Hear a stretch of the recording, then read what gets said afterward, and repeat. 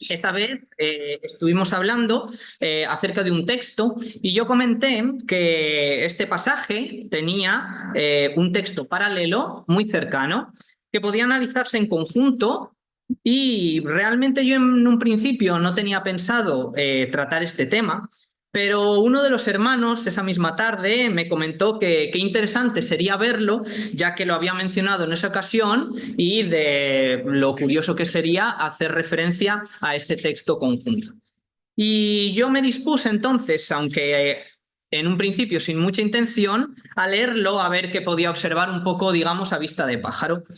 Y realmente me di cuenta que el Señor nos guía hacia su palabra, a veces de formas insospechadas y tan sencillas, y descubrí un pasaje que me pareció muy interesante y que es el que me gustaría que comentásemos esta tarde.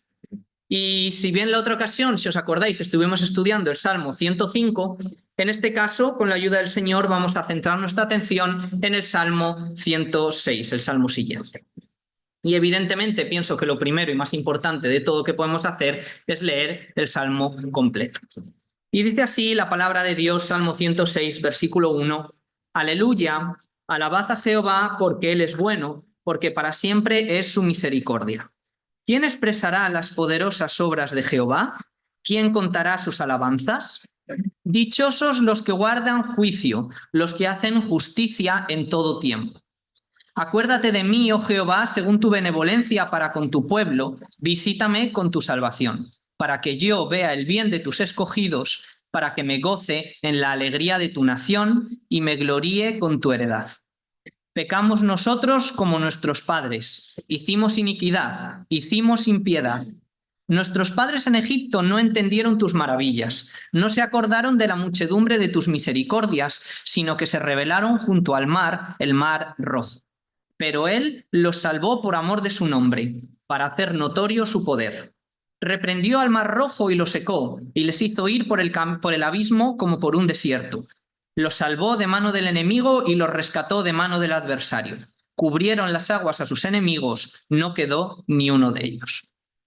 Entonces creyeron a sus palabras y cantaron su alabanza. Bien pronto olvidaron sus obras, no esperaron su consejo. Se entregaron a un deseo desordenado en el desierto y tentaron a Dios en la soledad, y Él les dio lo que pidieron, mas envió mortandad sobre ellos. Tuvieron envidia de Moisés en el campamento y contra Aarón el santo de Jehová. Entonces se abrió la tierra y tragó a Datán, y cubrió la compañía de Abiram, y se encendió fuego en su junta, la llama quemó a los impíos. Hicieron becerro en Horeb, se postraron ante una imagen de fundición. Así cambiaron su gloria por la imagen de un buey que come hierba. Olvidaron al Dios de su salvación que había hecho grandezas en Egipto, maravillas en la tierra de Cam, cosas formidables sobre el mar rojo. Y trató de destruirlos, de no haberse interpuesto Moisés su escogido delante de él, a fin de apartar su indignación para que no los destruyese. Pero aborrecieron la tierra deseable, no creyeron a su palabra. Antes murmuraron en sus tiendas y no oyeron la voz de Jehová. Por tanto, alzó su mano contra ellos para batirlos en el desierto y humillar su pueblo entre las naciones y esparcirlos por las tierras. Se unieron asimismo a Baal Peor y comieron los sacrificios de los muertos. Provocaron la ira de Dios con sus obras y se desarrolló la mortandad entre ellos. Entonces se levantó Finés, se hizo juicio y se detuvo la plaga, y lo fue contado por justicia de generación en generación para siempre. También le irritaron en las aguas de Meriba, y le fue mal a Moisés por causa de ellos, porque hicieron rebelar su espíritu, y habló precipitadamente con sus labios.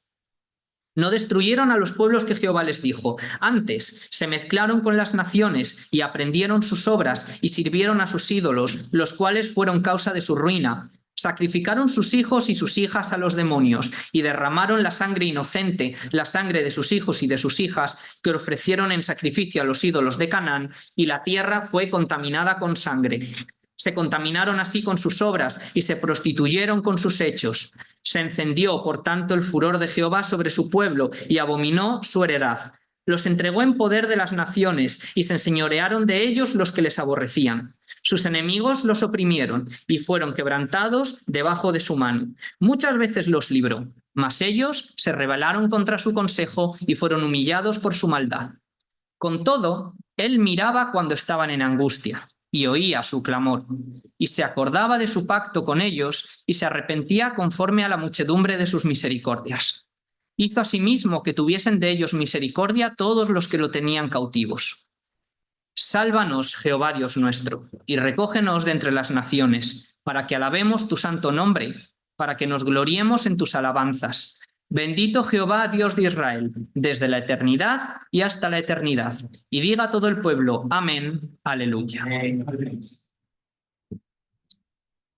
Bueno, lo primero que encontramos en este Salmo 106 es que es un salmo realmente muy complementario con el anterior, el 105. Y si recordamos un poquito y hacemos memoria de la ocasión anterior, observábamos que la historia que se narra en este texto es realmente la historia del pueblo de Israel desde los primeros patriarcas hasta el momento en el que se establece en la tierra prometida. Y en el Salmo 105 esto ocurría desde el punto de vista del Señor Dios Jehová. ¿Os acordáis? Buena suerte, mala suerte, solo Dios sabe. Esa era nuestra premisa inicial. Pero a lo largo del texto, según lo fuimos desarrollando, vimos que más que una buena o una mala suerte, lo que actuaba en favor del pueblo era la misericordia de Dios, que encaminaba todos los designios para permitir que en medio de diversas situaciones que podríamos considerar más o menos fortuitas, realmente consiguieron un éxito al alcanzar las promesas que para ellos estaban reservadas. Pero el texto que tenemos hoy delante, hermanos, tengo que confesaros que es bastante menos brillante que el del Salmo anterior. Hoy nos vamos a sumergir en un agua un poco más oscura y vamos a atravesar uno de esos valles de sombra de muerte de los que habla otro salmo también muy conocido, para poder entender por qué es tan importante la misericordia de Dios para con sus hijos. Pero sin adelantar acontecimientos, lo primero que podemos observar en nuestro salmo es que este empieza de una manera totalmente triunfal. Y vemos en el versículo 1, aleluya, alabad a Jehová porque Él es bueno, porque para siempre es su misericordia. Y realmente cuando nos acercamos a un salmo de este tipo, algo que tenemos que tener muy en cuenta es que este salmo es escrito en el contexto de una cultura oriental, como la cultura hebrea. En Occidente, el discurso de pensamiento que ocurre normalmente es totalmente opuesto. Es un discurso deductivo. ¿Qué quiero decir con esto? Que partiendo de una serie de hechos particulares, lo que conseguimos es obtener unas conclusiones que aplicamos de forma genérica. Pero al tratarse, en nuestro caso, de una cultura oriental, ya que es un salmo escrito por judíos y para judíos, nuestro pensamiento a la hora de acercarnos a él tiene que ser distinto. Las conclusiones en este esquema de pensamiento oriental son las primeras que se establecen siempre desde el principio y después se van ilustrando y desgranando de forma rica en situaciones particulares y amplias. Y como buen texto hebreo que tenemos delante y que sigue esta misma línea de pensamiento, la conclusión del Salmo nos viene dada desde el principio del todo, y es este versículo número 1. Alabad a Jehová porque Él es bueno, porque para siempre es su misericordia. Ahora bien, es una conclusión que realmente a nosotros nos puede parecer relativamente evidente. Pero si nos paramos a pensar, ¿es realmente lícito esto? ¿Es realmente Dios un Dios de misericordia, un Dios bueno, como nos quiere hacer creer este autor del Salmo? Así que me vais a permitir que sea un poco desconfiado y pida un poco de explicación a esta primera aseveración. Da la casualidad de que el salmista precisamente conoce la desconfianza de sus lectores y por eso desde los versículos 2 hasta el versículo 5 va a permitirse explicar un poco acerca de esta misericordia de Dios. Si los leemos podríamos ver que parece en este salmo que estuviese preguntando: ¿acaso hay alguien que sea capaz de cantar estas alabanzas a Jehová y hacerle justicia?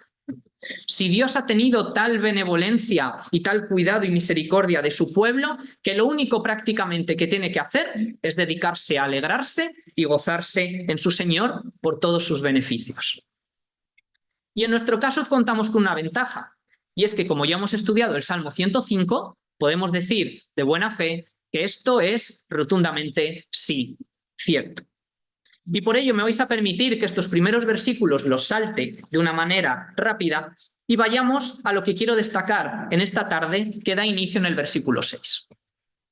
El versículo 6 realmente para mí fue uno de esos versículos que cuando lo leí me cayó como un jarro de agua fría completamente. Porque hasta el versículo 5 podríamos pensar que este es un texto perteneciente al salmo anterior, al Salmo 105, donde habla de la grandeza y la misericordia de Jehová. Pero cuando llegamos al versículo 6, de repente el tono cambia completamente. Fijaros qué crudeza las palabras que aquí se dicen. Pecamos nosotros como nuestros padres, hicimos iniquidad, hicimos impiedad. Aparece por primera vez un elemento que estorba la relación entre el pueblo y su Dios. Y esto lo sabemos porque en el versículo 7 se nos habla de que nuestros padres en Egipto no entendieron tus maravillas, no se acordaron de la muchedumbre de tus misericordias, y lo que ocurrió es que se rebelaron junto al mar, el mar rojo. Este pecado del que habla el versículo 6 trae esto tan terrible como es la rebelión contra Dios. Y es curioso porque el momento en el que esto se escribe, en el momento en el que se escriben o se describen los hechos que aquí se cuentan, es el punto quizás más álgido hasta este momento de la obra de Dios con su pueblo, que es el paso del Mar Rojo.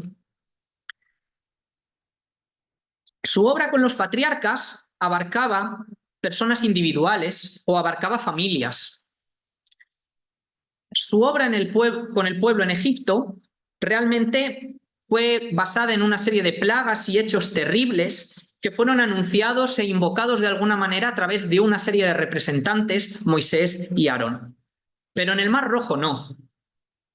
En el Mar Rojo, el pueblo de Israel fue la primera vez que experimenta de forma directa e inequívoca la salvación de parte de Jehová como nación directamente. Entonces, ¿cómo de terrible pensáis que es que en este momento tan álgido y tan manifestado de esta muestra de poder de Dios absoluto, de este acto de misericordia salvando a su pueblo, resulta que el propio Dios ha sido olvidado por parte de su pueblo? Y es que, hermanos, desde el principio, el concepto esencial del Salmo 106 viene subrayado, y es un concepto que es totalmente opuesto a la misericordia y la benevolencia de Dios. Esboza un punto negro que ha tocado el pueblo de Israel durante mucho tiempo y que también es una tara global de la humanidad a día de hoy. Y se repite hasta en 3 ocasiones, versículos 7, 13 y 21, y vamos a ver cada uno de ellos un poco más en detalle. Porque como veíamos, el versículo 7 muestra un aspecto que motiva esta rebelión contra Dios en el Mar Rojo. Y es que dice el texto que nuestros padres en Egipto no entendieron tus maravillas y no se acordaron de tus misericordias, de la muchedumbre de tus misericordias. Y tenemos aquí este concepto que se esboza por primera vez, el concepto de no acordarse de Dios.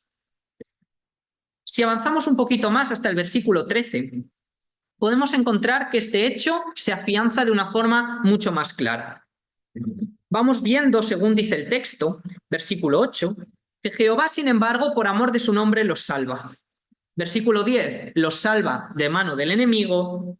Versículo 12, y ellos creyeron a sus palabras y cantaron sus alabanzas. No podemos pedir nada mejor. Dios actuando y el pueblo alabando y bendiciendo como respuesta. Pero muy rápidamente eso se termina y ese asombro y alabanza cae según leemos el versículo 13. Bien pronto olvidaron sus obras, no esperaron su consejo. De nuevo aparece este concepto. Si en el versículo 7 se habíamos hablado acerca de no acordarse de Dios, en el versículo 13 directamente se dice que se olvidaron de las obras de Jehová. Ahora, hermanos, no quiero que caigamos en un error que podría ser fácilmente pasado por alto en este versículo.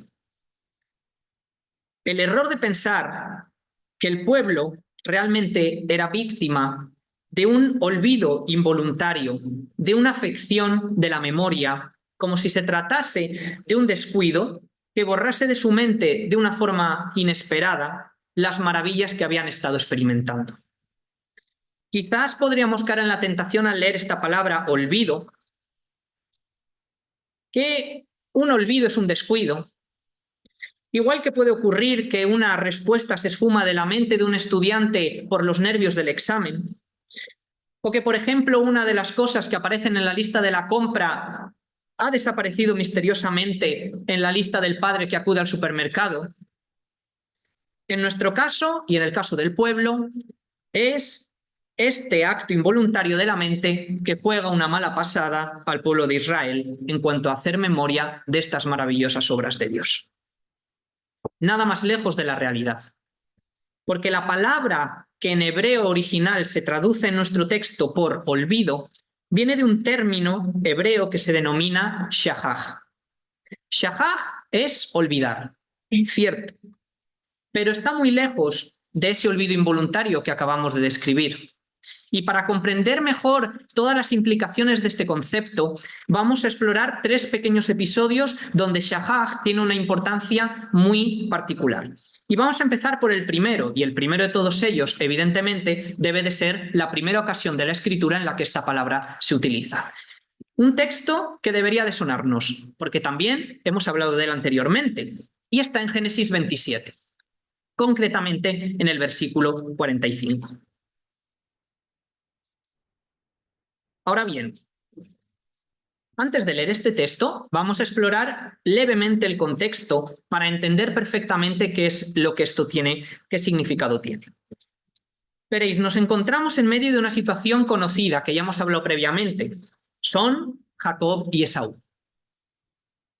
Si leemos el versículo 41, nos daremos cuenta de unas amargas palabras que se ponen en boca de Esaú. Dice versículo 41 de Génesis 27, y aborreció Esaú a Jacob por la bendición con que su padre le había bendecido, y dijo en su corazón, llegarán los días del luto de mi padre, y yo mataré a mi hermano Jacob. Esaú estaba rabioso, estaba enfadado con su hermano, porque había tomado la bendición que le correspondía a él con ese engaño. Y tal nivel de odio tenía por su hermano que este versículo relata que estaba simplemente esperando la muerte de su padre para cometer el asesinato de su propio hermano. Si seguimos leyendo, nos daremos cuenta que su madre, Rebeca, consigue averiguar estas intenciones y lo que hace es elaborar un plan detallado para proteger a su hijo favorito, a Jacob, y este es enviarle lejos con su tío Labán hasta que la ira de Esaú se aplacase. Y fijaros en el versículo 45, hablando de este plan, lo que dice Rebeca. Dice, tendrás que irte donde tu hermano Labán, o donde mi hermano Labán, hasta que se aplaque la ira de tu hermano contra ti y olvide lo que has hecho. Aquí está. Olvide lo que has hecho. De nuevo nuestra palabra, shahaj. Esaú debía olvidar esta considerada por él afrenta de parte de Jacob. Ahora bien, ¿creéis que Rebeca en este momento pensaba que lo que iba a ocurrir es que un día su hijo Esaú iba a despertarse por la mañana con la mente completamente borrada acerca de ese suceso concreto?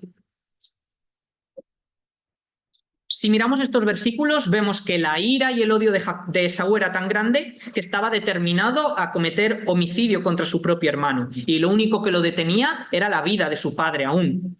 Y tan en serio iba la cosa que incluso Rebeca consideró especialmente alejar de ella a su hijo favorito, Jacob, y mandarlo lejos para protegerlo por miedo a las palabras de Esaú. De tal manera que es fácil entender que las palabras de Esaú definitivamente no iban a caer en saco roto. Imaginaros cada mañana Esaú despertando, levantándose, lavándose y a su lado su hermano. Su hermano el usurpador, su hermano el ladrón, su hermano el que había robado esa bendición que a él le correspondía, que le había engañado por su primogenitura. Y su ira se enciende y su furor empieza a arder. Y día tras día, tras día, tras día, viendo la misma imagen, leña al fuego, hasta que ese deseo de asesinato se convierte en una convicción total. ¿Acaso creéis que la memoria de Esaú en estas circunstancias sería capaz de borrar de forma inesperada y casual ese odio?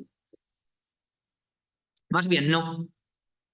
Y Rebeca, sabiéndolo, actúa de forma muy inteligente, pensando que si Jacob consigue alejarse durante un tiempo prudencial de su hermano, y éste deja de tener delante ese recuerdo, deja de meditar, de recordar, de rumiar día tras día esa afrenta, poco a poco esa ira irá bajando, ese furor se irá aplacando hasta que no recuerde más la razón de ese pensamiento homicida. Esta pincelada nos indica cómo funciona este olvido, cómo funciona Shahaj. Pero donde viene explicada de una forma mucho más rica es en otro libro un poco más adelante, que es el libro de Deuteronomio. Deuteronomio es un libro que a mí me gusta mucho. Siempre ha sido para mí un libro muy interesante que habla acerca de hechos grandiosos como la entrada a la tierra prometida, como el pacto final de Jehová con su pueblo, el primer pacto del que se nutre esta bendición de Israel, de la sucesión de Moisés y de esta preparación para cometer un hecho grandioso que luego sigue en el libro de Josué de la conquista. Pero ahora creo firmemente que Deuteronomio, más que dedicarse a ser un libro que narra estos hechos grandiosos, es un libro que está dedicado a advertirnos sobre el peligro de olvidar a Dios. Muchas ocasiones se menciona esta palabra Shahaj en el libro. Voy a leeros alguna de ellas, no hace falta que las busquéis, pero simplemente escuchad e intentad entender el significado y los matices que tiene esta palabra, este olvido. Deuteronomio 4:9. Por tanto, guárdate y guarda tu alma con diligencia, para que no te olvides de las cosas que tus ojos han visto, ni se aparten de tu corazón todos los días de tu vida. Deuteronomio 4:23. Guardaos, no os olvidéis del pacto de Jehová vuestro Dios que estableció con vosotros. Deuteronomio 4:31. Porque Dios misericordioso es Jehová tu Dios, no te dejará, ni te destruirá, ni se olvidará del pacto que les juró a tus padres. Deuteronomio 8:19. Mas si llegares a olvidarte de Jehová tu Dios y anduvieres en pos de dioses ajenos y les sirvieres y a ellos te inclinares, yo lo afirmo hoy contra vosotros que de cierto pereceréis. Deuteronomio 25:19. Por tanto, cuando Jehová tu Dios te dé descanso de todos tus enemigos alrededor, en la tierra que Jehová tu Dios te da por heredad para que la poseas, borrarás la memoria de Amalec de debajo del cielo, no lo olvides. ¿Vamos viendo por dónde va el asunto? Creo, sin embargo, que de todos estos textos, el punto más claro aparece en el penúltimo, no es el penúltimo, sí, el penúltimo capítulo, que es el capítulo 32 de este libro. Este es un capítulo muy especial. Y de nuevo debería resultarnos familiar como estos textos que estamos revisando, porque lo hemos estudiado. No sé si recordáis en qué momento, pero este capítulo 32 lo hemos estudiado de mano de nuestro hermano Josué, recordando esta faceta de Jehová como nuestra roca. ¿Os acordáis? Este pasaje es un pasaje muy interesante, el capítulo 32, porque recoge, además de las bendiciones que son dadas de parte de Dios a cada tribu antes de la entrada en la tierra prometida, las últimas palabras de Moisés. Son especiales, porque son sus palabras, evidentemente, como toda la Escritura, inspiradas por Dios, pero nacidas de su corazón directamente, sabiendo Moisés que son sus últimos momentos de vida, ya que ya le había sido revelado que no iba a poder entrar en la tierra prometida, y sabiendo que ese pueblo rebelde iba a enfrentarse a esa situación sin su presencia. Y Moisés eleva este cántico que vemos en Deuteronomio 32, que si tuviésemos más tiempo, sin duda leeríamos completo y que os animo a que lo releáis en vuestras casas porque es enormemente bello. Y si vamos un poquito antes, al versículo 27 del capítulo 31, vemos en qué contexto ocurre este cántico. Y es que Moisés, dándose cuenta de esta situación en la que se encuentra el pueblo, dice: porque yo conozco tu rebelión y tu dura cerviz, y he aquí que aún viviendo yo con vosotros hoy, sois rebeldes a Jehová, cuánto más después de que yo haya muerto. Moisés está preocupado. ¿Qué va a ocurrir con el pueblo una vez que él muera? Si estando con él se han comportado de una manera como esta, ¿qué va a pasar cuando él no esté entre ellos? Y entonces toma decisión. Voy a congregar. Congrega a todo el pueblo, congrega a los ancianos, a los oficiales de cada tribu y eleva estas palabras del capítulo 32. Y no puedo resistirme, aunque sea a leer los primeros 4 versículos que dicen: escuchad, cielos, y hablaré, y oiga la tierra los dichos de mi boca. Goteará como la lluvia mi enseñanza, destilará como el rocío mi razonamiento, como la llovizna sobre la grama y como las gotas sobre la hierba, porque el nombre de Jehová proclamaré. Engrandeced a nuestro Dios. Él es la roca, cuya obra es perfecta, porque todos sus caminos son rectitud, Dios de verdad y sin ninguna iniquidad en él, es justo y recto. ¡Qué versículos! Me ponen a uno la piel de gallina, ¿verdad? Pues realmente este cántico tiene mucho que ver con el Salmo 106, porque el versículo central de este cántico es el versículo número 18 y se centra precisamente en la palabra que estamos meditando en esta tarde. Mirad, versículo 18, de la roca que te creó, te olvidaste, Shahaj. Te has olvidado, nuevamente, Shahaj, de Dios, tu creador. Qué palabras tan duras, ¿no? Empezando con estos versículos, sobre todo el versículo 4, es la roca cuya obra es perfecta, sus caminos rectitud, Dios de verdad, justa y recto, y sin embargo, pueblo de Israel, te has olvidado de tu Dios. ¿Cómo puede ser precisamente que tú, viendo las maravillas y las misericordias de Dios, te hayas olvidado de Jehová, quien te creó? Fijaros también en el versículo 46, porque cuando Moisés acaba este cántico, inmediatamente dice al pueblo: aplicad vuestro corazón a todas las palabras que yo os testifico hoy, para que las mandéis a vuestros hijos, a fin de que cuiden de cumplir todas las palabras de esta ley. Y la primera parte del versículo 47, porque no os es cosa vana, es vuestra vida. Y no me podía resistir a pensar en otro gran texto de Deuteronomio un poquito antes, que seguramente todos conocemos y que dice así: oye Israel, Jehová nuestro Dios, Jehová uno es. Y amarás a Jehová tu Dios de todo tu corazón y de toda tu alma y con todas tus fuerzas. Y a menudo tendemos a terminar ahí, pero sigue. Y sigue diciendo: y estas palabras que yo te mando hoy estarán sobre tu corazón y las repetirás a tus hijos y hablarás de ellas estando en tu casa y andando por el camino y al acostarte y cuando te levantes, porque estas palabras, como dice el versículo 47, no son cosa vana, son vuestra vida. ¿Por qué el pueblo de Israel se olvidaba de Dios? ¿Acaso todas esas maravillas y esas misericordias que había visto, que sus padres le habían contado, podían ser olvidadas de golpe y porrazo? Es más, ¿acaso no tenían un tabernáculo a diario con levitas, con profetas, con tablas de la ley, que les recordara día a día que Dios, ese Dios todopoderoso, estaba presente y quería tener una relación con su pueblo? Esta es la clave del olvido, de Shahaj. Porque esta palabra no nos habla del olvido descuidado o del olvido inintencionado, no, ni mucho menos. Shahaj habla de olvidar por no querer recordar. Aquí Moisés lo dice: habéis olvidado a la roca, Jehová, que os creó. Estas palabras son las que tenéis que recordar, que contarlas a vuestros hijos, que meditar en ellas, porque esto es vuestra vida.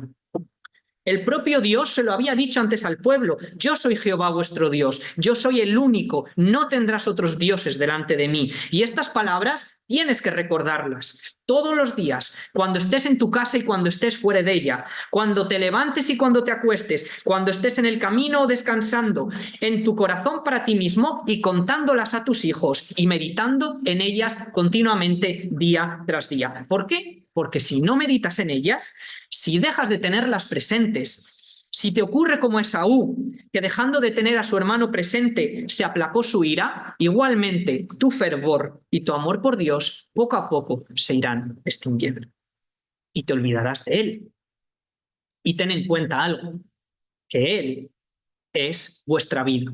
No es algo irrelevante que se pueda cortar de la memoria y aquí no ha pasado nada. Él es nuestra vida. Esto es shahaj. Esto es olvidar. Olvidar por falta de ejercicio, por no hacer memoria de lo que Dios ha hecho, por no poner atención y dedicar lo mejor de nosotros a lo que es prioritario y lo que es más importante, Jehová, el Dios que nos ha creado. Pero volvamos a nuestro Salmo 106 y vamos al versículo 19. Porque habíamos hablado de 3 ocasiones en las que el olvido se presentaba en este salmo, y hasta ahora hemos visto 2 de ellas, las del versículo 7 y la del versículo 13. Pero en el versículo 19 se relata otro hecho muy importante de la historia de Israel.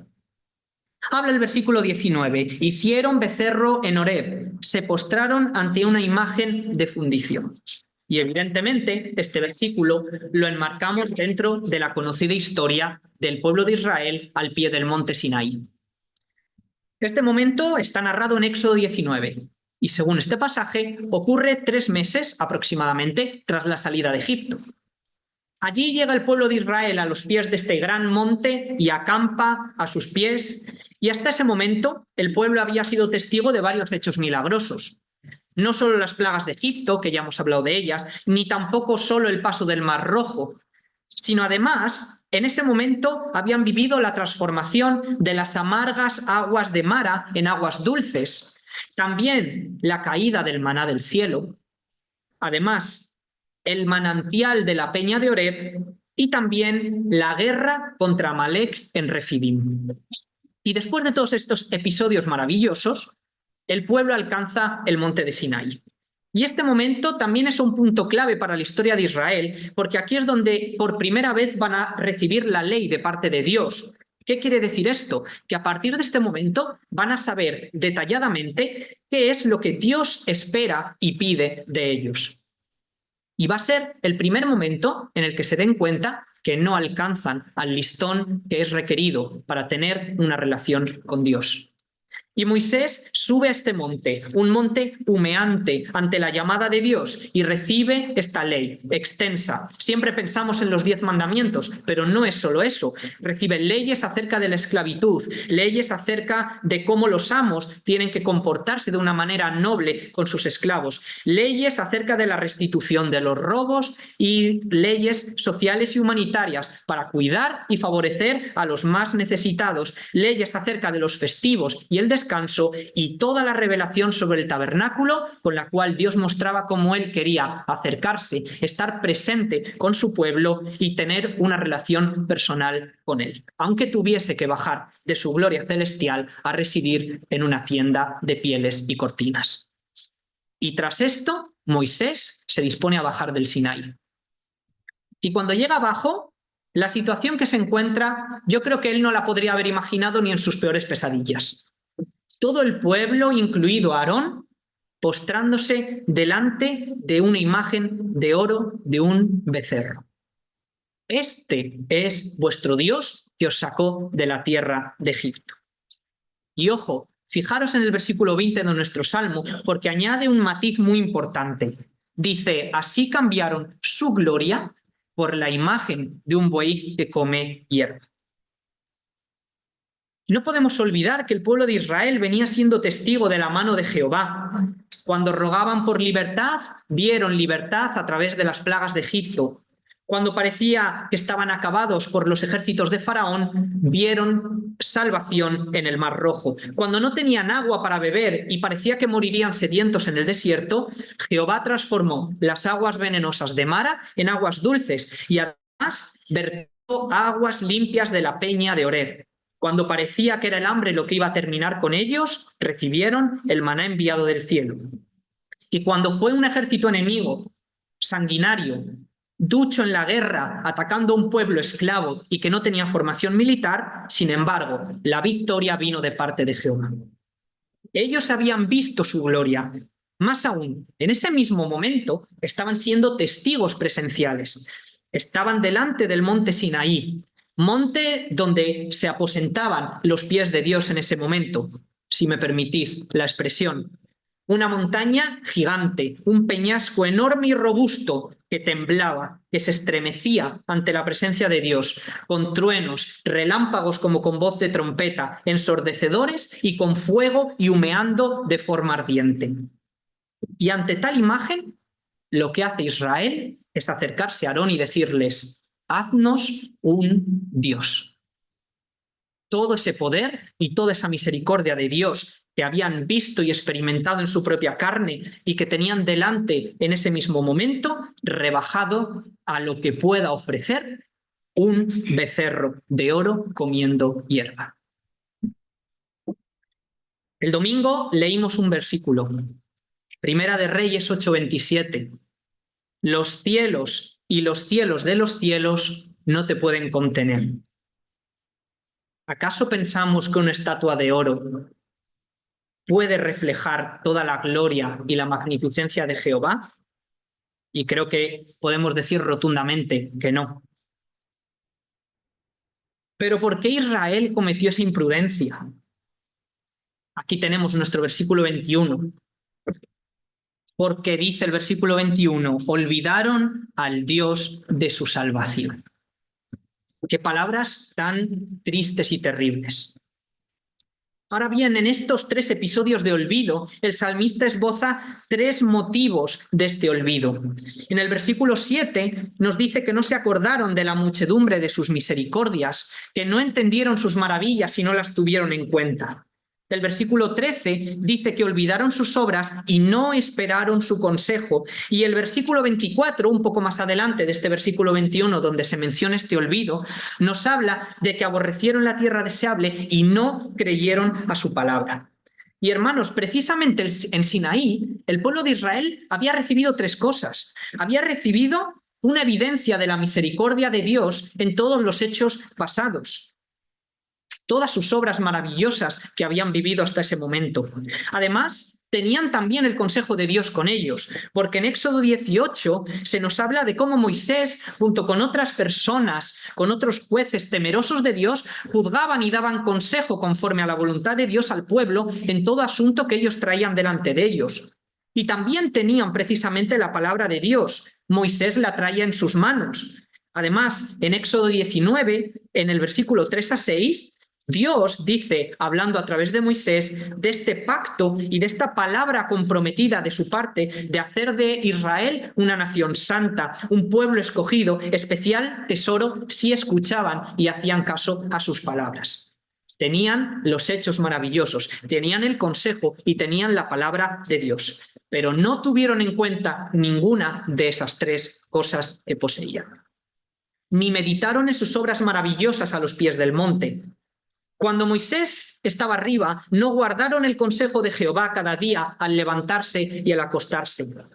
No repitieron sus palabras en el camino, en casa, descansando y trabajando. Y como no tuvieron en cuenta a Dios en su día a día, tras 40 días de Moisés en el monte Sinaí, decidieron cambiar la gloria, el consejo y la palabra de su Dios por la imagen de un buey que come hierba. Y así olvidaron al Dios de su salvación. Mucho más podríamos hablar acerca de este salmo. Probablemente muchas horas podrían verterse hablando de los versículos, los 48 versículos que tiene y de los cuales hemos cogido una pequeña muestra. Y de las consecuencias que este olvido de Dios tuvo para el pueblo de Israel. Este olvido de Dios fue el gran pecado que experimentó el pueblo de Israel durante toda su historia, por lo menos hasta el exilio. Durante su peregrinación en el desierto se olvidaron de Dios, lo acabamos de ver. Pero también sabemos por las historias y por nuestro conocimiento bíblico que durante el tiempo de los jueces también se olvidaron de Él. Clamaban cuando necesitaban auxilio, pero después se quejaban amarga y pesadamente contra Él. Durante el tiempo de los profetas y de los reyes, también se olvidaron, al menos en la mayoría de ocasiones, de este Dios, de Jehová, hasta tal punto que fueron finalmente castigados, exiliados, perdiendo el derecho a poseer la tierra prometida a su padre Abraham y a todos el resto de los patriarcas. Y hasta tal grado llega este alejamiento de Dios por este olvido, que fijaros lo que el propio Jehová expresa en Malaquías 1:12. Hablando acerca del altar de sacrificios del tabernáculo, dice acerca de este altar: y vosotros lo habéis profanado cuando decís, fijaros qué palabras, inmunda es la mesa de Jehová, y cuando decís que su alimento es despreciable, y habéis además dicho, oh, qué fastidio es esto, y me despreciáis, dice Jehová de los ejércitos. Y leía estas palabras y vino a mi mente una imagen y pensaba, hermanos, ¿podríais imaginaros que llegase un momento en el que la Iglesia a día de hoy pensase estas palabras acerca de la mesa del Señor? Porque el altar de sacrificios era el pueblo de Israel, el medio a través del cual podían acercarse a Dios, y resultaba para ellos algo terrible y fastidioso. Y a día de hoy, para nosotros ese medio es el sacrificio de nuestro Señor Jesús que recordamos en la mesa del Señor los domingos. ¿Os imagináis que llegase el domingo y en los pensamientos de los creyentes en el partimiento del pan y en la copa fuesen, qué fastidio, qué inmunda y despreciable es esta mesa del Señor? Algo que parece una locura y que sin embargo el pueblo de Israel pensaba en aquel momento. Cuando el hombre se olvida de Jehová, éste le permite seguir el camino que ha elegido. Pero pobre de él y por las consecuencias que esto trae con ello. Tal situación que podría incluso parecernos que el propio Dios ha dejado de mano a su pueblo. Y si leyésemos los versículos 28 a 42 de nuestro Salmo, veríamos cómo este alejamiento progresivo va siendo cada vez más terrible, hasta puntos horrorosos como sacrificar a sus hijos y a sus hijas y derramar su sangre inocente en la tierra. Cuanto más se alejaban de Dios, más se olvidaban de Él. Y el resultado final es que acabaron completamente inundados en su maldad, oprimidos y aplastados bajo la mano de sus enemigos. Ahora, hermanos, es en este momento cuando ocurre algo maravilloso. Porque a pesar de toda esta rebelión y esta abundancia de maldad y este olvido de Dios, el pueblo clamaba a Él. Y he aquí lo maravilloso que dice el versículo 44, que con todo ello, Él miraba cuando estaban en angustia y oía su clamor. Versículo 45, y se acordaba de su pacto con ellos y se arrepentía conforme a la muchedumbre de sus misericordias. ¿Cómo podemos llegar a evitar vernos envueltos en un olvido de Dios? La clave, nos dicen estos versículos, es que Dios dio el primer paso. Zacarías 1:3 dice, así ha dicho Jehová de los ejércitos. Volveos a mí, dice Jehová de los ejércitos, y yo me volveré a vosotros, ha dicho Jehová de los ejércitos. Y la palabra que aquí se utiliza para volverse es muy curiosa. Y es tan curiosa porque no solo se refiere a volverse, sino que también se traduce como arrepentirse. Pero tiene otra traducción que se utiliza pocas veces, pero sí que se utiliza en la Escritura, y que es refrescar. Dios está diciendo, volveos a mí, arrepentíos de vuestros caminos, refrescad vuestra memoria. Recordad mis palabras, recordad mis consejos, recordad mis obras y la muchedumbre de mi misericordia para con vosotros. Esto es lo que dice el final de nuestro Salmo. Versículo 47, sálvanos Jehová nuestro Dios y recógenos de entre las naciones para que alabemos tu santo nombre, para que nos gloriemos en tus alabanzas. No hay cabida para esta salvación si, como dicen los versículos anteriores, no fuese porque Dios previamente ha decidido arrepentirse por su misericordia y prestar oído y vista a la miseria del hombre. Muy interesante sería también estudiar el tema de la misericordia de Dios en el Antiguo Testamento, quizás en otra ocasión. Termino, hermanos. Zacarías decía: volveos a mí y yo me volveré a vosotros. Volveos a mí, arrepentíos de vuestros caminos, no os olvidéis, refrescad vuestra memoria. No seamos perezosos. No dejemos que el día a día, con su frenetismo, con su rutina, con sus quehaceres, vayan poco a poco llenando el espacio de nuestra mente, que debe ser destinado a recordar a nuestro Dios. Tengamos en cuenta que hacer memoria de Dios no es algo pasivo. No es un recuerdo que te viene de forma involuntaria, de repente, al andar por la calle y darte cuenta de algo. No. Olvidarse de Dios requiere un acto voluntario de dejar de hacer memoria de Él. Recordarlo implica una meditación activa, consciente, diaria. Un refresco de la mente continuo, porque lo que no se refresca día a día acaba secándose.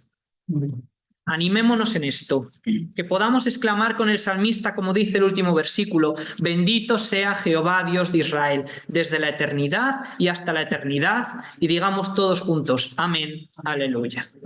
Amén.